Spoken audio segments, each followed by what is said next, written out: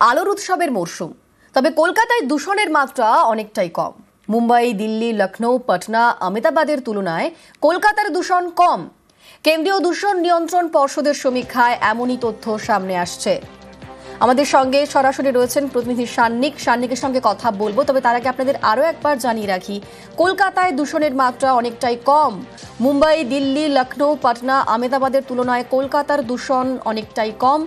কেন্দ্রীয় দূষণ নিয়ন্ত্রণ পর্ষদের সমীক্ষায় এমনই তথ্য সামনে এসেছে। কালী পুজোর সন্ধে শহরের দূষণ মাত্রা পরীক্ষায় এই তথ্য সামনে আসছে।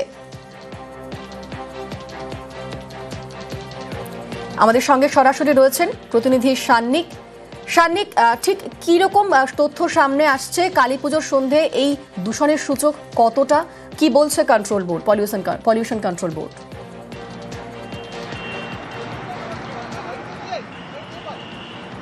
দেখো, কালী পুজো কিংবা দীপাবলির রাতে কলকাতার যেরকম এয়ার কোয়ালিটি ছিল, সেই এয়ার কোয়ালিটি এবছর অনেকটাই ভালো, তেমনটাই কিন্তু দূষণ নিয়ন্ত্রণ পর্ষদ কিংবা কলকাতা পুলিশ দুই তরফেই কিন্তু তেমনটাই জানানো হচ্ছে।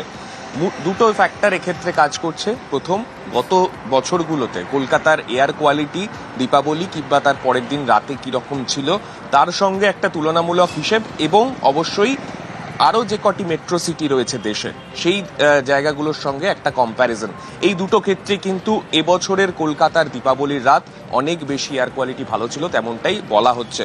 যদি শহর কলকাতার বিভিন্ন পয়েন্টে যে এয়ার কোয়ালিটি মেজার করা হয় সেগুলোর রিডিংগুলো দেখা যায়, তাহলে দেখা যাবে দক্ষিণ কলকাতার কিছু অংশে এয়ার কোয়ালিটি একটু খারাপ ছিল, সেইটাও 100-র ঘরে।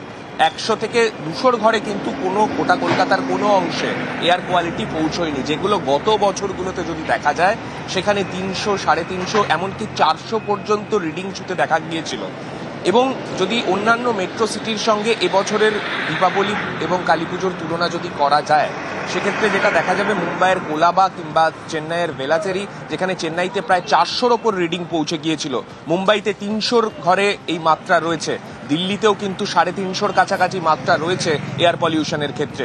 তাই এই এয়ার কোয়ালিটি ইন্ডেক্সের নিরিখে যেটা কেন্দ্রীয় দূষণ নিয়ন্ত্রণ পর্ষদের তরফে স্পষ্ট জানানো হচ্ছে, কলকাতার যা রিডিং তা কিন্তু এবছর অনেকটাই সন্তোষজনক। যদিও এইটাকে তাদের যে সূচকটা নির্ধারণ তারা যেভাবে করেন তাতে এটাকে মডারেট বা মাঝারি বলা হয় এয়ার কোয়ালিটিটাকে, কিন্তু খারাপ বা অত্যন্ত খারাপ অবস্থা, একেবারে শ্বাস নেয়ার যোগ্য নয় হাওয়া, সেই রকম পরিস্থিতি গত বছরগুলোতে কিন্তু কলকাতা কিংবা অন্যান্য মেট্রো সিটিগুলো যেভাবে দেখে এসেছে, সেই তুলনায় এবছরে কলকাতার পরিবেশ কিন্তু অনেকটাই ভালো ছিল, তেমনটাই জানানো হচ্ছে। বেশ, ধন্যবাদ সান্নিক। লক্ষ্যমাত্রা একটা ঠিক করে দেওয়া হয়েছিল যে 2017 সালে তোমার দূষণের মাত্রা যেখানে ছিল, 2026 সালের মধ্যে তা তোমাকে 40% কমাতে হবে। সেই টার্গেট ফুলফিল করতে গিয়ে PM10 1 ঘনমিটারে ছিল 147 মাইক্রোগ্রাম, সেটা এখন কমে হয়েছে 94। ফলে কলকাতা ইন্দো গ্যাঞ্জেটিক প্লেইন যেটা বলে, তার মধ্যে এখন অন্যতম একটা নিরাপদ শহর বলে ভারত সরকারই স্বীকার করে নিয়েছে। কলকাতার দূষণের মাত্রা অন্যান্য সব বড় শহরের তুলনায় অনেকটা ভালো আছে। হ্যাঁ, বিশেষ করে দিল্লিতে এয়ার কোয়ালিটি ইন্ডেক্স 300 ছাড়িয়ে গেছে। মুম্বাই কলকাতার থেকে আজকে খারাপ, ফলে কলকাতা কিন্তু আপেক্ষিকভাবে আজকে অনেক নিরাপদ আছে। কলকাতায় দূষণের মাত্রা কম বলছেন পুলিশ কমিশনারও। শব্দবাজি ফাটানো নিয়ে বেশ কয়েকটি অভিযোগ এসেছে, 100-রও বেশি গ্রেফতার, জানালেন সিপি। ইভিনিং 6টা অবধি আমরা মনিটর করেছি, তখন অবধি সারা ভারতে কলকাতা মেট্রোতে অনেকটাই কম ছিল। অ্যান্ড রাত্রি 10টা আর 12টার রিপোর্ট আমরা দেখে অ্যানালিসিস করব, কিন্তু আমার যতটুকু ধারণা আছে, আমরা তো বিভিন্ন জায়গায় ঘুরেছি, শব্দ দূষণ বা বায়ু প্রদূষণ কম্পারেটিভলি গত বছর থেকে অ্যান্ড কম্পারেটিভলি বাকি যত মেট্রো বড় সিটি আছে ওখান থেকে অনেক কম। শব্দবাজির রাত্রি 12টা অবধি প্রায় 100-এর কাছাকাছি আমাদের কাছে কমপ্লেন্ট এসেছিল, সেগুলো তার উপর অ্যাকশন হয়েছে, মোর দ্যান 100 পিপল অ্যারেস্ট হয়েছে। দীপাবলিতে দিল্লিতে দূষণের বিষ, দেশের সব থেকে বেশি দূষণ রাজধানীতে। রবিবার থেকেই দিল্লিতে নাগাড়ে বাজি, দিল্লির AQI বেড়ে 1121। 5 বছরে এবার দূষণ সব থেকে বেশি। দীপাবলিতে দিল্লি ঢাকলো ধোঁয়াশার চাদরে, দেদার বাজি দিল্লি এনসিআর এলাকায়।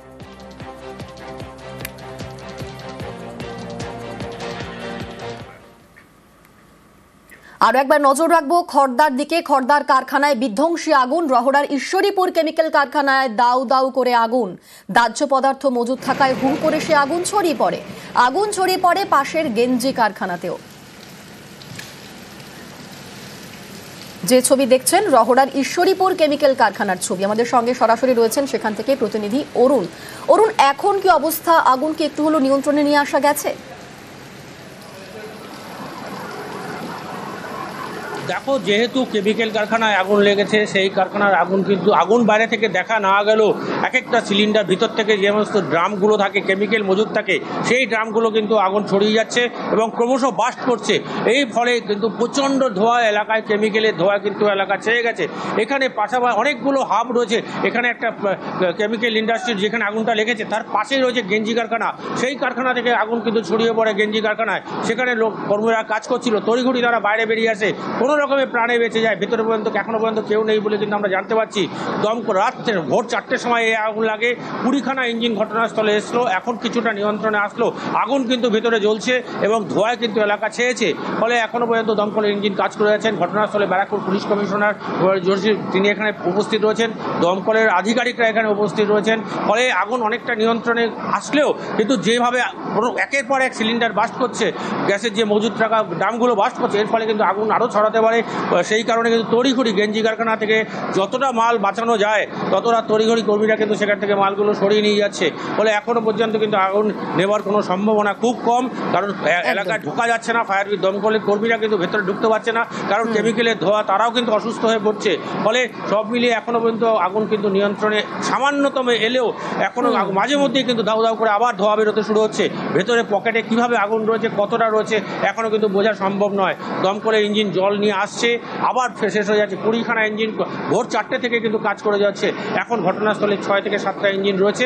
পরবর্তী ক্ষেত্রে বাড়তেও পারে বা কমতে পারে, সেটা কিন্তু দমকলের আধিকারিকরা বলছেন। কিভাবে আগুন লেগেছে সেটা কিন্তু এখনো পরিষ্কার নয়, তবে আগুনটা যে ছড়িয়ে পড়েছে খুব তাড়াতাড়ি সেটা কিন্তু তারা নিয়ন্ত্রণ আনার চেষ্টা করছে। আমাদের নজর থাক। পাশে ফ্যাক্টরি লেগেছে, ওটা কেমিক্যাল কারখানা। তারপরে এই আগুনটা দেখে সবাই পালিয়েছে, ওটাই দিয়ে ধরেছে আমাদের। আপনি ছিলেন তখন ভেতরে?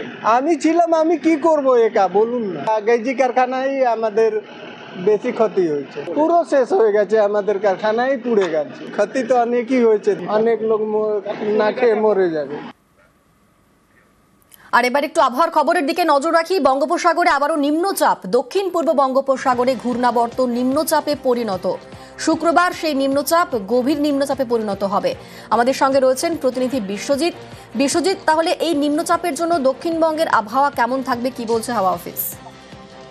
নিম্নচাপ আজ তৈরি হওয়ার সম্ভাবনা রয়েছে এবং এটি পরবর্তীতে শক্তিশালী হবে।